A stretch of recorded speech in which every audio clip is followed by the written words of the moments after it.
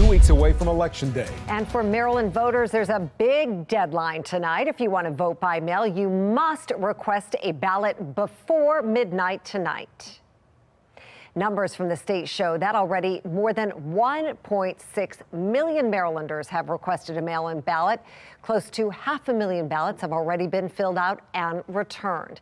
And tonight, our Fox 45 voter hotline still ringing with all your questions, concerns, and experiences when you're out there voting. Yeah, the vast majority of people calling are concerned about tracking their ballots and how long it's going to take to get them. That's right. Fox 45 News' Shelley Orman live with your stories and what your options are. Shelley?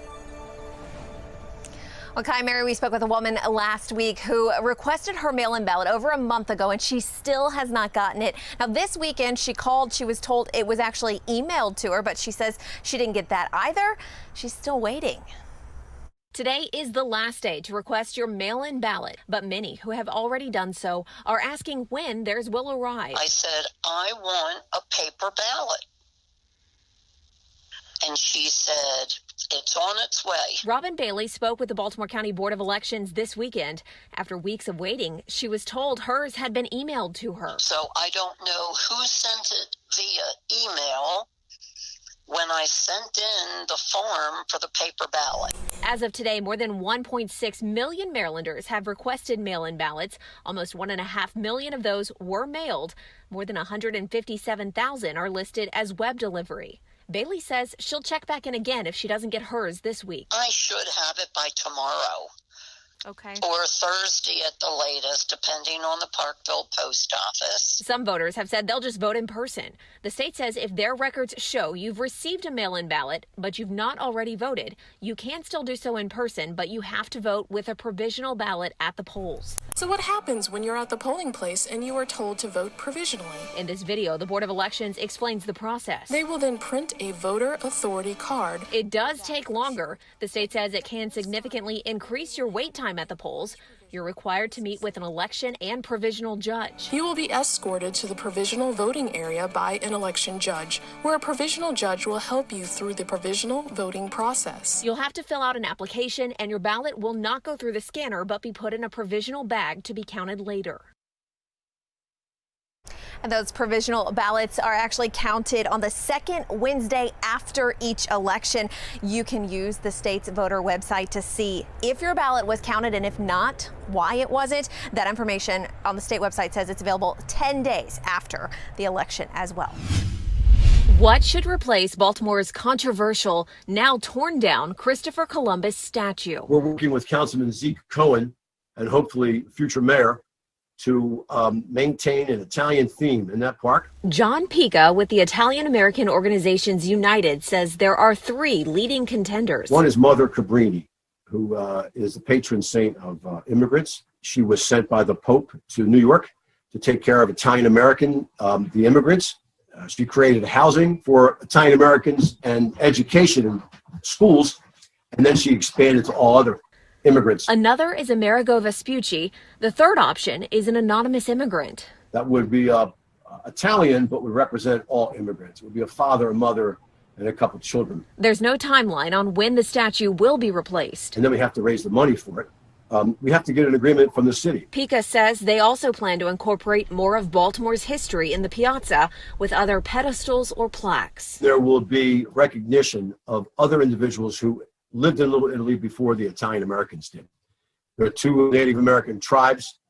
Jews also lived alongside the Italians in Little Italy. We hope to recognize all individuals and ethnic groups that lived in the area. In Baltimore, Shelley Orman, Fox 45 News.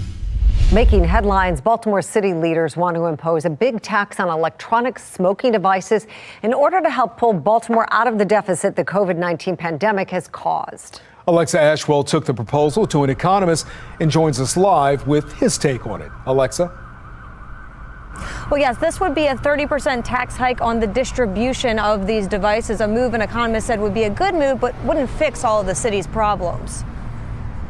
The pandemic putting Baltimore in a pinch. COVID-19 fiscal hit that we have taken taken, we have to be thinking about how we can generate revenue as a city. That how, right now, in the form of proposed legislation by some city council leaders, a 30% tax on the distribution of electronic smoking devices. This bill also repeals our local tobacco tax. Economist Aniban Basu, CEO of the Sage Policy Group, estimates the move will generate millions annually for the city. The notion here is that this would generate a few $1 million a year. But Basu says it won't solve all of the city's issues. The pandemic hammered the city's economy and forced the government to withdraw $25 million from the rainy day fund. It's the third time ever the board has approved such a withdrawal in order to help balance the city budget. We'll also be talking about cutting the property tax rate and some of the other high tax rates that Baltimoreans face to help grow that tax base. Aside from revenue enhancements, proponents believe it will have health benefits. If we can't ban them, we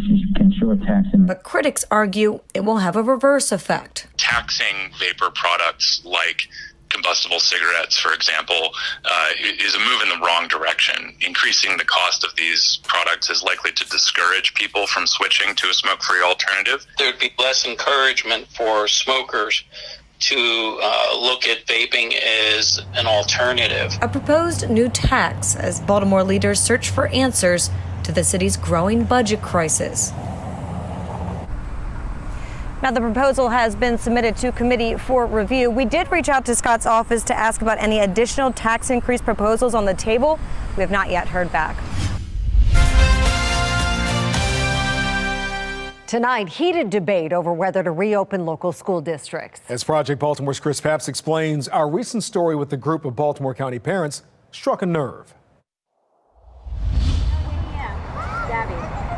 These Baltimore County schools' moms want their kids back in school. Our kids are struggling. They're falling behind. We've got little ones that are in tears. She's losing interest. We've got older kids that are withdrawing. They're becoming depressed. The numbers have gotten dramatically better. In late August, Governor Larry Hogan announced schools can reopen.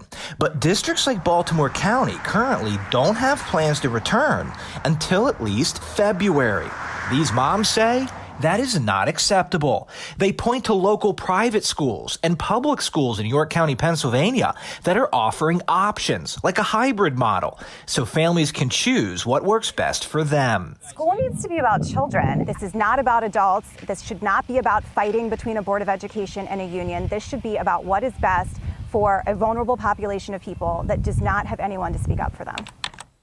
That message triggered a strong reaction on social media, generating thousands of comments on Fox 45's Facebook page. Patrick, who identified himself as a teacher, wrote on Facebook, "Staying virtual is doing more harm to a greater amount of students than virtual benefiting a small group.